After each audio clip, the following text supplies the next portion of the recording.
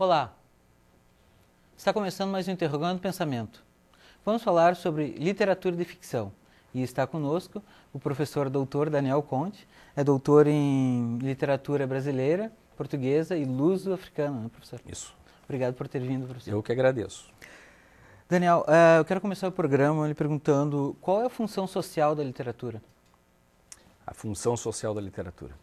Eu particularmente não gosto muito da palavra função. Eu acho que quando a gente tem a palavra função, envolve obrigatoriamente uma operacionalidade, uma instrumentalização, né? A literatura, como qualquer manifestação artística, ela é resultado de uma relação histórica.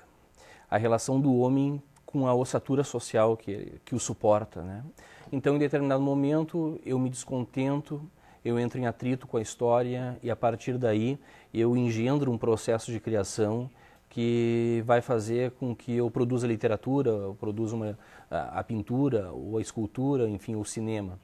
E quando a gente fala de função, me parece que abafa, né, simula a questão subjetiva do processo criador, que é uma coisa importante, né? Mas se nós pensarmos na literatura como um elemento partícipe do imaginário da sociedade, da comunidade, a gente vai ter literatura fundamental para a releitura da realidade, por exemplo, né? Para rediscussão dos processos impositórios, por exemplo, da colonização.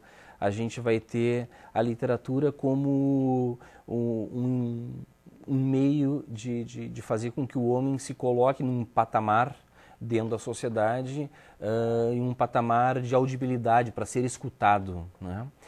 É através da literatura que a gente faz as revoluções íntimas que nos sustentam no cotidiano, que nos sustentam para ressignificar os processos que muitas vezes para nós são inibitórios da nossa própria compleição imagética, né? Então, isso é uma coisa importante. A literatura ela serve e ela tem esse exercício, né? O exercício de reler os processos históricos, o exercício de dizer o que está submerso às etapas sociais que não são consideradas a partir da margem. Eu acho muito importante isso. A literatura é talvez o único procedimento que a gente consegue fazer com que a margem seja escutada, né? A margem seja percebida. Isso é uma coisa fundamental.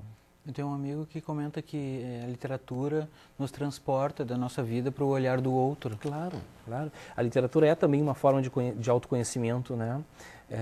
E por que isso? Porque é a partir do momento em que tu redimensiona o teu espaço, porque quando tu lê, tu está redimensionando o teu espaço, né? Nós temos um espaço cronológico. A literatura faz com que nós saiamos desse espaço cronológico e nos insiramos em algum espaço mágico, um espaço redimensionado, né? É óbvio que dentro desse espaço redimensionado tu consegue te ver, tu consegue ver a tua ação, tu consegue ver a tua conduta, tu consegue ver o teu construto sem um processo de culpabilização, sem um processo de homogeneização social, né? Então, na literatura tu é livre para transitar entre os mundos, né?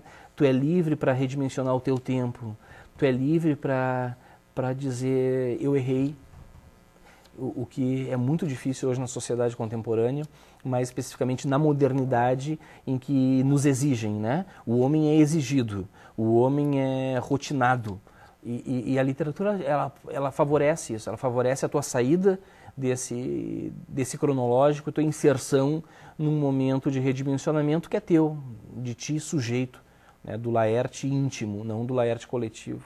Mas, Daniel, assim, ontem, pesquisando para a entrevista, eu li um texto em que falava da falência da literatura diante de um mundo cada vez menos humano, humanismo em decadência, né?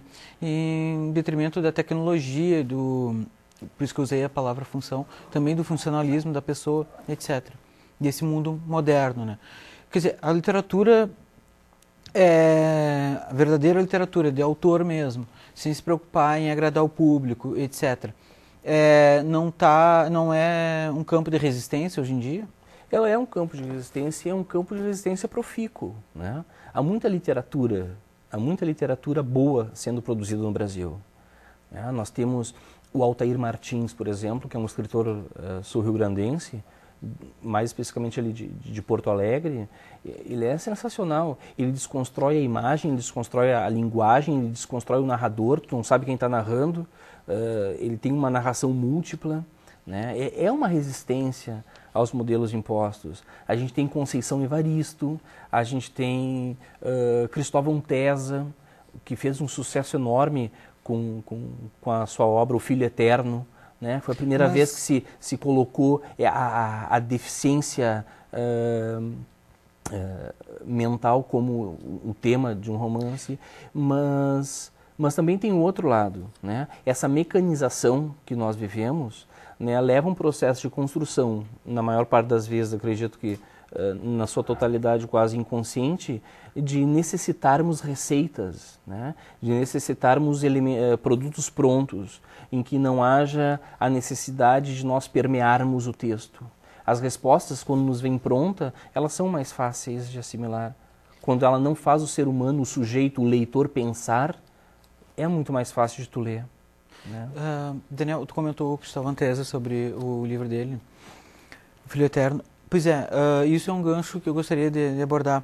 A obra autorreferente. O que eu percebo assim, muito nas obras de hoje em dia é que elas estão cada vez mais autorreferentes. Quer dizer, você perde aquele se colocar no papel de o escritor, né? Essa investigação do social. E isso não se perde na riqueza do material? Eu acho que não, porque essa autorreferência que tu diz é uma autorreferência da demasia de humano que cada escritor traz, tu entende? É um exagero, é o exagero do subjetivo. Né? Então, o que nós percebemos na literatura, por exemplo, a contemporânea do Brasil, vamos pensar, né?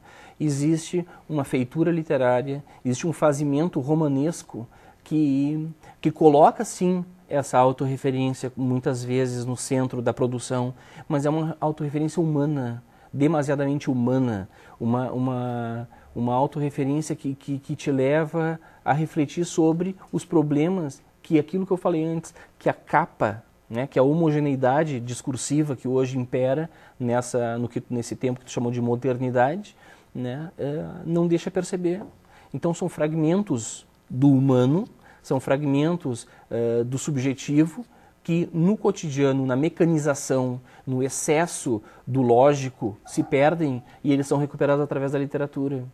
Né? Então, quer dizer, não significa porque o Cristóvão Tesa escreveu uma obra, um romance, que tinha como ponto de partida uma experiência vital, né, que ele não vá ter valor. E o valor está justamente aí, né? Em tu conseguir elaborar esse imaginário e que esse imaginário que te compõe como sujeito consiga produzir um efeito de sentido no leitor. E aquele livro consegue produzir um efeito de sentido no leitor. Né? Tu não precisa ter um filho Down, como é a experiência dele, para tu sentir as dificuldades daquilo ali.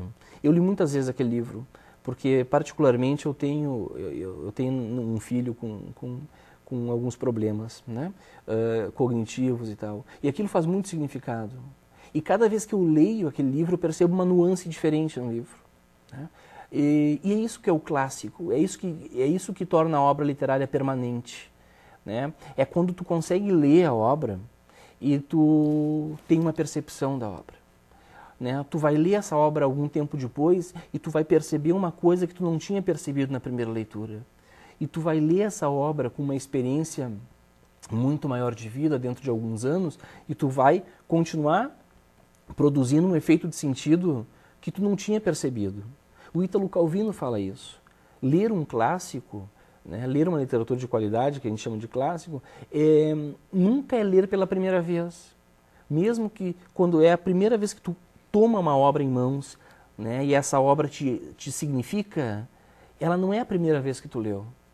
Né? Tu está lendo uma funcionalidade que já pulsou dentro de ti na condição de sujeito.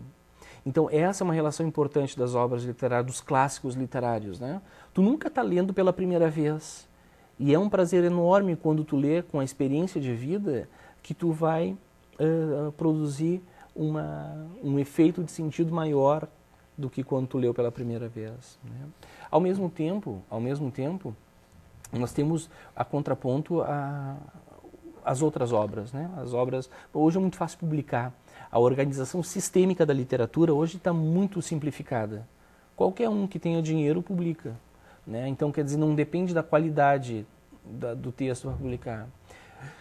Se produz muito no Brasil, né? Se produz muito no Rio Grande do Sul. Se produz muito, muito, muito. Agora, nunca se produziu tanta porcaria também, né? Nunca se produziu tanta coisa sem valor, nunca se produziu tanta receita de sucesso, nunca se produziu tantas soluções de problemas. Então, isso que é o contundente da literatura, né? A literatura que permanece é a literatura que vai te erguer como humano, né? Na condição humana da tua miséria existencial, dos teus problemas existenciais, do teu sucesso existencial. Ele vai fazer, a boa literatura vai fazer com que tu te ressignifique, com que tu te reconduza, com que tu te ouças, né? Com que tu te enxergues, com que tu te reconstrua. É isso a literatura, né? A literatura de qualidade. Agora, claro, nós temos esse monte de literatura, esse derrame de livros no mercado, que é muito, muito, não tem nenhuma pesquisa sobre isso, não tem um dado científico sobre isso, nenhum dado estatístico, mas a maioria quase absoluta do que se publica hoje é de qualidade dubitável.